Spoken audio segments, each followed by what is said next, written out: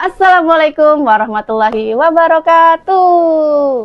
Hari ini Aye mau buka bersama bareng keluarga besar dari suami Aye. Ikutin yuk.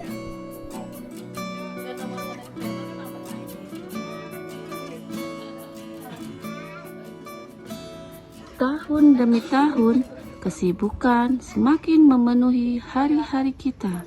Pekerjaan, sekolah, dan berbagai urusan sering membuat waktu bersama keluarga terasa semakin jarang.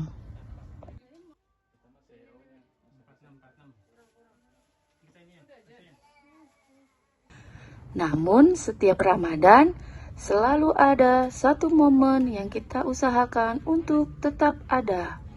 Bukan acara besar, bukan sesuatu yang mewah, hanya satu meja dan keluarga yang kembali berkumpul untuk berbuka bersama.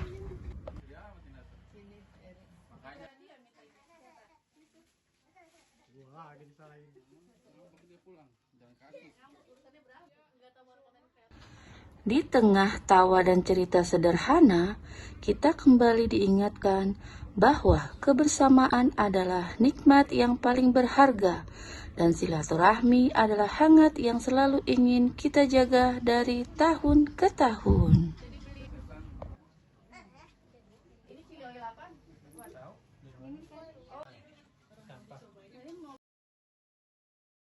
Kami keluarga besar dari Bapak Endang mengucapkan minal aidin wal faizin, mohon maaf lahir dan batin.